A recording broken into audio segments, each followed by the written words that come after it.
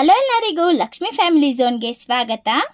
ಈ ವಿಡಿಯೋದಲ್ಲಿ ನಾವು ಹೋಗ್ತಾ ಇರೋದು ನಮ್ಮ ಬೆಂಗಳೂರಿಂದ ಸುಮಾರು 133 ಕಿಲೋಮೀಟರ್ ದೂರದಲ್ಲಿ ಇರುವ ಕರ್ನಾಟಕ ಮತ್ತೆ ಆಂಧ್ರ ಬಾರ್ಡರ್ ಅಲ್ಲಿ ಲೊಕೇಟ್ ಆಗಿರುವ ಲೇಪಾಕ್ಷಿಗೆ ಹೋಗ್ತಾ ಇದೀವಿ.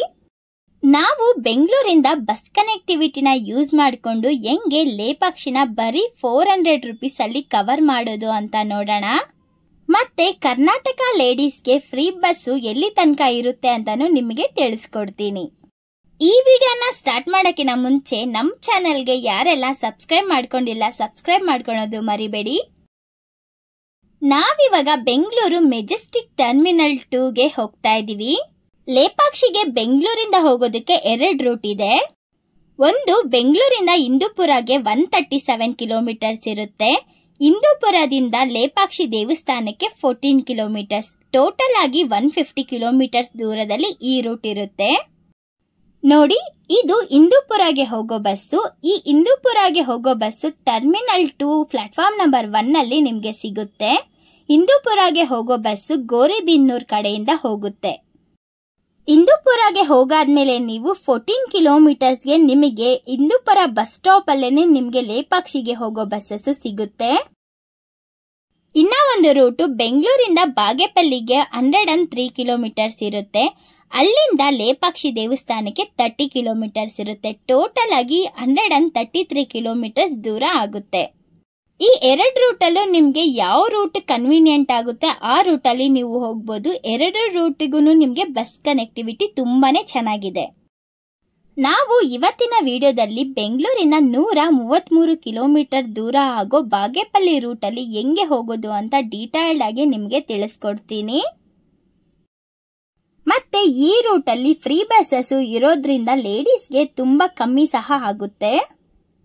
ಬೆಂಗಳೂರಿಂದ ಬಾಗೇಪಲ್ಲಿಗೆ ಹೋಗೋ bus bus terminal 2 platform number 2ಗೆ ಬರುತ್ತೆ.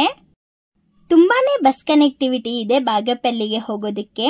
ಬೆಂಗಳೂರಿಂದ 103 ಕಿಲೋಮೀಟರ್ ಬಾಗೇಪಲ್ಲಿಗೆ ಆಗುತ್ತೆ. 3 ಅವರ್ಸ್ ಬಸ್ಸಲ್ಲಿ ಜರ್ನಿ ಇರುತ್ತೆ.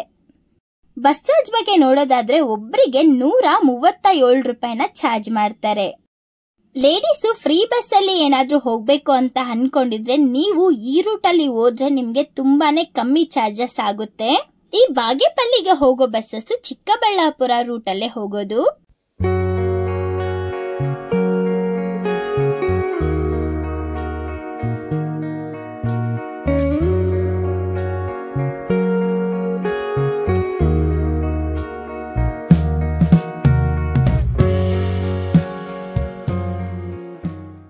ನೋಡಿ, ನಾವಿವಾಗ ಬಾಗೇಪಲ್ಲಿ ಹತ್ರ ಇರೋ ಟಿ.ಬಿ. ಕ್ರಾಸ್ ಹತ್ರ ಇಳ್ಕೊಂಡಿದೀವಿ.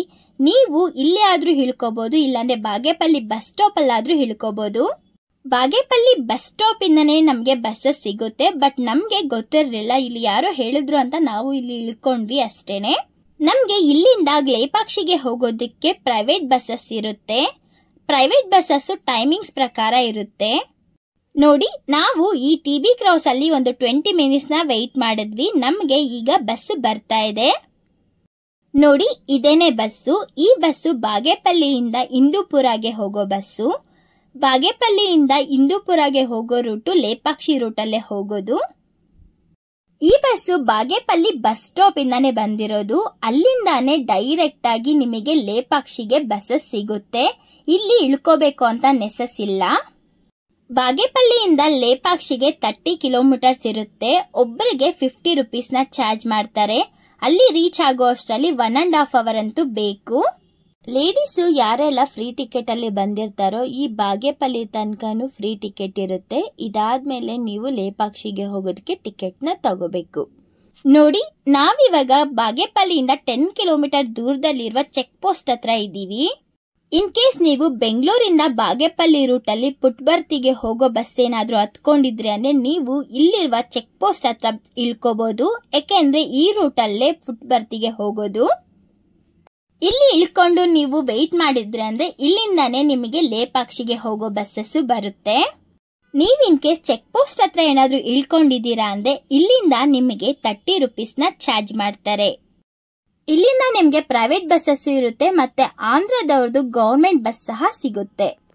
ಇನ್ ಕೇಸ್ ನೀವು ಲೇಪಾಕ್ಷಿನ ಬೇಗ ಕವರ್ ಮಾಡಿಕೊಂಡು ನಿಮ್ಗೆ ಇನ್ನ ಟೈಮ್ ಇದೆ ಅಂತ ಅಂದ್ರೆ ನೀವು ಲೇಪಾಕ್ಷಿಯಿಂದ 82 ಕಿಲೋಮೀಟರ್ಸ್ ದೂರದಲ್ಲಿರುವ ಕದ್ರಿ ನರಸಿಂಹಸ್ವಾಮಿ ದೇವಸ್ಥಾನಕ್ಕೆ ಸಹ ಹೋಗ್ಬೋದು.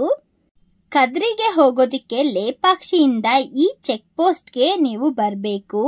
ಈ ಚೆಕ್ ಪೋಸ್ಟ್ ಇಂದ ನಿಮಗೆ ಕದ್ರಿಗೆ ಹೋಗೋ ಬಸ್ಸಸ್ ಸಿಗುತ್ತೆ. ನಿಮ್ಗೆ ಆ ಪ್ಲೇಸು ತುಂಬಾ ದೂರ ಅಂತ ಅನಿಸಿದ್ರೆ ನೀವು ಲೇಪಾಕ್ಷಿಯಿಂದ ಇಂದೂಪುರಗೆ ಹೋಗಿ ಅಲ್ಲಿಂದ ವಿದುರಾಸ್ವತಗೆ ಹೋಗ್ಬೋದು. ಲೇಪಾಕ್ಷಿಯಿಂದ ಬರೀ 32 ಕಿಲೋಮೀಟರ್ಸ್ ದೂರದಲ್ಲಿ ವಿದುರಾಸ್ವತ ಇದೆ. ವಿದುರಾಸ್ವತಗೆ ನೀವು ಇಲ್ಲಿಂದ ಇಂದೂಪುರಗೆ ಹೋದ್ರೆ ಅಂದ್ರೆ ಇಂದೂಪುರದಿಂದ ಗೋರಿಬಿದನೂರ್ಗೆ ಹೋಗೋ ಬಸ್ಸಸ್ ನಿಮಗೆ ಟೆಂಪಲ್ ದ್ವಾರದ ಹತ್ರನೇ ಬಿಡ್ತಾರೆ. ಅಲ್ಲಿಂದ 1 ಕಿಲೋಮೀಟರ್ ನೀವು ದೇವಸ್ಥಾನದ ಹತ್ರಕ್ಕೆ ಹೋಗ್ಬೇಕಾಗಿರುತ್ತೆ. ನೋಡಿ, ನಾವಿವಾಗ ಲೇಪಾಕ್ಷಿನ ರೀಚ್ ಆಗಿದ್ದೀವಿ. ಬಸ್ ನಮ್ಮನ್ನ ಲೇಪಾಕ್ಷಿ ದ್ವಾರದ ಮುಂದೆನೆ ಸ್ಟಾಪ್ ಮಾಡ್ತಾರೆ. ನಾವು ದ್ವಾರದಿಂದ ಲೇಪಾಕ್ಷಿ ದೇವಸ್ಥಾನಕ್ಕೆ ನಡ್ಕೊಂಡು ಹೋಗ್ತಿರ್ಬೇಕಾದ್ರೆ ನಮ್ಗೆ ಸ್ಟಾರ್ಟಿಂಗ್ ಅಲ್ಲೇನೆ ಲೆಫ್ಟ್ ಸೈಡ್ ಅಲ್ಲಿ ಅನ್ನದಾಸೋಹ ಭವನ ಸಿಗುತ್ತೆ. ಇಲ್ಲಿ ಅನ್ನದಾನ ಸ್ಯಾಟರ್ಡೆ ಮತ್ತೆ ಸಂಡೇ ಮಾತ್ರ ಇರುತ್ತೆ. ಇಲ್ಲಿ ಊಟ ಮಧ್ಯಾಹ್ನ 12:30ಯಿಂದ ಸಂಜೆ 6 ಗಂಟೆ ತನಕ ಇರುತ್ತೆ. ಲೇಪಾಕ್ಷಿಯಲ್ಲಿರುವ ಈ ದೇವಸ್ಥಾನವನ್ನ ವಿಜಯನಗರ ಅರಸರ ಆಳ್ವಿಕೆಯ ಸಮಯದಲ್ಲಿ ಈ ದೇವಸ್ಥಾನವನ್ನು ಕಟ್ಟಲಾಗಿದೆ. ಕೃಷ್ಣದೇವರಾಯನ ತಮ್ಮ ಅಚ್ಯುತರಾಮನ ಕಾಲದಲ್ಲಿ ಪೆನುಗೊಂಡ ಪ್ರದೇಶಕ್ಕೆ ಕೋಶಾಧಿಕಾರಿಯಾಗಿದ್ದ ವಿರೂಪಣ್ಣ ಈ ದೇವಸ್ಥಾನನ ಕಟ್ಟಿಸಿದರು. ಈ ದೇವಸ್ಥಾನವನ್ನ ಕೂರ್ಮ ಶೈಲ್ಯವೆಂಬ ಆಮೆಯ ಆಕಾರದ ಬೆಟ್ಟದ ಮೇಲೆ ಕಟ್ಟಲಾಗಿದೆ. ಈ ವೀರಭದ್ರ ಸ್ವಾಮಿ ದೇವಸ್ಥಾನದ ಒಳಗಡೆ ಎಂಟ್ರಿ ಆಗಿದ್ದ ತಕ್ಷಣ ನಾವು ಸಾಲು ಸಾಲು ಕಂಬಗಳನ್ನ ನೋಡ್ತೀವಿ. ಅದರಲ್ಲಿ ಒಂದು ಗಾಳಿಯಲ್ಲಿ ತೇಲೋ ಕಂಬ ಸಹ ನಾವು ನೋಡ್ಬೋದು. ಆಗಿನ ಕಾಲದಲ್ಲಿ ಈ ದೇವಸ್ಥಾನವು 7 ಪ್ರಕಾರಗಳಷ್ಟು ವಿಸ್ತೀರ್ಣವಾಗಿತ್ತು. ಈಗ 3 ಪ್ರಕಾರಗಳು ಮಾತ್ರ ಉಳಿದಿದೆ. ಉಳಿದದ್ದು ಊರು ಬೆಳವಣಿಗೆಗೆ ಊರ ಒಳಗಡೆ ಸೇರಿ ಹೋಗಿದೆ.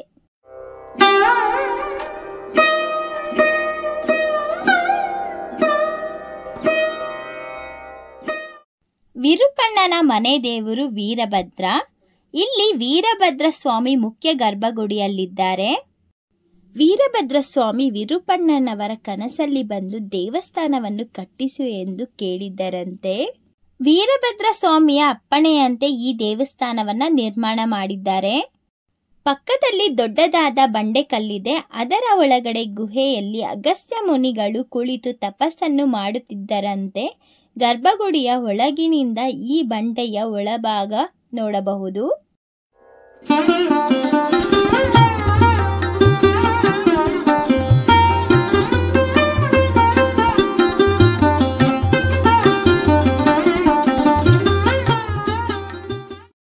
ನೋಡಿ, ನಾವಿವಾಗ ನೋಡ್ತಾ ಇರೋದು 7 ಎಡೆಯ ನಾಗನ ಮೇಲೆ ಕುಳಿತಿರುವ ನಾಗಲಿಂಗ.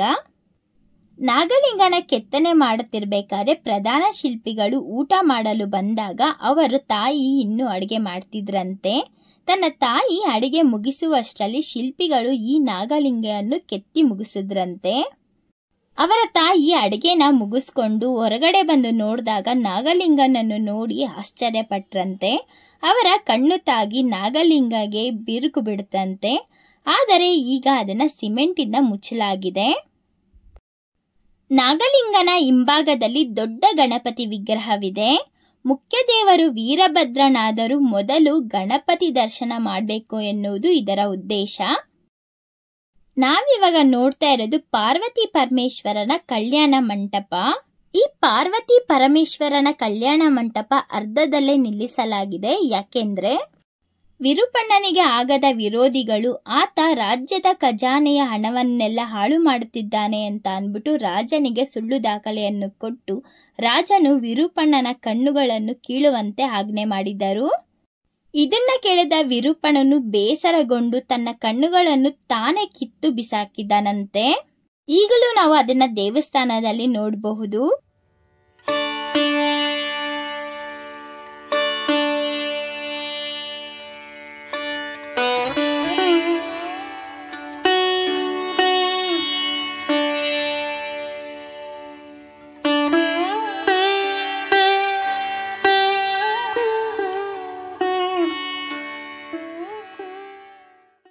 ನಾವು ಈಗ ವೀರಭದ್ರೇಶ್ವರ ದೇವಸ್ಥಾನದಿಂದ 5 ನಿಮಿಷ ನಡ್ಕೊಂಡು ಹೋಗೋ ದೂರದಲ್ಲಿ ರಾಮನು ಜಟಾಯುಗೆ ಮೋಕ್ಷವನ್ನು ನೀಡಿದ ಜಾಗಕ್ಕೆ ಹೋಗ್ತಿದ್ದೀವಿ. ನಾವು ಮೇಲೆ ಜಟಾಯು ಪಕ್ಷಿ ಹತ್ರ ಹೋಗೋದಕ್ಕೆ ನಾವಿಲ್ಲಿ 10 ರೂಪೀಸ್ ಕೊಟ್ಟು ಎಂಟ್ರಿ ಟಿಕೆಟ್ ನ ತಗೋಬೇಕು. ಪುರಾಣದ ಪ್ರಕಾರ ರಾವಣನು ಸೀತಾದೇವಿಯನ್ನು ಅಪಹರಿಸಿಕೊಂಡು ಹೋಗಬೇಕಾದ್ರೆ ಈ ಪ್ರದೇಶದಲ್ಲಿ ಇದ್ದ ಜಟಾಯು ಪಕ್ಷಿಯು ಸೀತಾದೇವಿಯನ್ನು ಕಾಪಾಡಲು ರಾವಣನ ಜೊತೆ ಘೋರ ಯುದ್ಧವನ್ನು ನಡೆಸುತ್ತಾರೆ. ಆಗ ರಾವಣನು ಯುದ್ಧದ ಸಮಯದಲ್ಲಿ ಜಟಾಯು ಪಕ್ಷಿಯ ರೆಕ್ಕೆಗಳನ್ನು ಕತ್ತರಿಸಿ ಬಿಡುತ್ತಾನೆ. ಆಗ ಜಟಾಯು ಪಕ್ಷಿಯು ಈ ಪ್ರದೇಶದಲ್ಲಿ ಬಿದ್ದು ನೋವಿನಿಂದ ನರಳಾಡುತ್ತಿರುತ್ತದೆ. ಅದೇ ಸಮಯದಲ್ಲಿ ರಾಮನು ಸೀತಾ ಅನ್ವೇಷಣೆಯನ್ನು ಮಾಡಿಕೊಂಡು ಈ ಪ್ರದೇಶಕ್ಕೆ ಬಂದು ನೋಡಿದಾಗ ಜಟಾಯು ನರಳಾಡುತ್ತಿರುವುದನ್ನು ಕಂಡು ರಾಮನು ಲೇ ಪಕ್ಷಿ ಎಂದು ಕರೆಯುತ್ತಾನೆ. ಲೇ ಪಕ್ಷಿ ಎಂದರೆ ಎದ್ದೇಳು ಪಕ್ಷಿ ಎಂದು ಅರ್ಥ. ಅದರಿಂದ ಈ ಪ್ರದೇಶಕ್ಕೆ ಲೇ ಪಕ್ಷಿ ಅಂತ ಹೆಸರು ಬಂದಿದೆ. ಅದಾದ ಮೇಲೆ ಶ್ರೀರಾಮನು ಜಟಾಯುಗೆ ಈ ಪ್ರದೇಶದಲ್ಲಿ ಮೋಕ್ಷವನ್ನು ಅನುಗ್ರಹಿಸಿದ್ದನು ಎಂದು ರಾಮಾಯಣ ನಮಗೆ ಉಲ್ಲೇಖಿಸುತ್ತದೆ. ಜಟಾಯು ಪಕ್ಷಿನ ನೋಡಿಕೊಂಡು ಸ್ವಲ್ಪ ದೂರ ನಾವು ರೋಡ್ ಕಡೆಗೆ ಬಂದ್ವಿ ಅಂತ ಅಂದ್ರೆ ದೊಡ್ಡದಾದ ಏಕಶಿಲೆಯಲ್ಲಿ ಕೆತ್ತಲಾಗಿದ್ದ ನಂದಿಯನ್ನು ನಾವು ನೋಡ್ತೀವಿ. ಈ ನಂದಿನ ನೋಡ್ಕೊಂಡು ಸ್ವಲ್ಪ ಹೊತ್ತು ಟೈಮ್ ಸ್ಪೆಂಡ್ ಮಾಡಿಕೊಂಡು ನಾವು ರಿಟರ್ನ್ ಬೆಂಗಳೂರಿಗೆ ಹೋಗ್ತಾ ಇದ್ದೀವಿ. ನಾವು ರಿಟರ್ನ್ ಹೋಗೋದಕ್ಕೆ ಆಂಧ್ರದ ಗವರ್ಮೆಂಟ್ ಬಸ್ ಬಂತು. ಸೊ ಅದರಲ್ಲಿ ನಾವಿವಾಗ ಚೆಕ್ ಪೋಸ್ಟ್ ಹತ್ರ ಹೋಗ್ತಾ ಇದ್ದೀವಿ. ಈ ಲೇಪಾಕ್ಷಿನ ಬಸ್ ಕನೆಕ್ಟಿವಿಟಿನ ಯೂಸ್ ಮಾಡಿಕೊಂಡು ಕವರ್ ಮಾಡ್ತೀರಾ ಅಂತ ಅಂದ್ರೆ 400 ರೂಪೀಸ್ ಬಜೆಟ್ ಆಗುತ್ತೆ. ನೆಕ್ಸ್ಟ್ ಟೈಮು ನೀವು ಯಾವುದಾದ್ರೂ ಪ್ಲೇಸ್ನ ಲೋ ಬಜೆಟ್ ಅಲ್ಲಿ ಕವರ್ ಮಾಡಬೇಕು ಅಂತ ಅಂದ್ರೆ ಈ ಲೇಪಾಕ್ಷಿನ ನೋಡೋದು ಮರಿಬೇಡಿ. ಯಾರಿಗೆಲ್ಲ ಈ ವಿಡಿಯೋ ಇಷ್ಟ ಆಯಿತು ಲೈಕ್ ಮಾಡಿ, ಶೇರ್ ಮಾಡಿ, ಕಮೆಂಟ್ ಮಾಡಿ. ಇದೇ ಥರ ವಿಡಿಯೋಸ್ಗೋಸ್ಕರ ನಮ್ಮ ಚಾನಲ್ಗೆ ಸಬ್ಸ್ಕ್ರೈಬ್ ಮಾಡೋದು ಮರಿಬೇಡಿ. Thank you.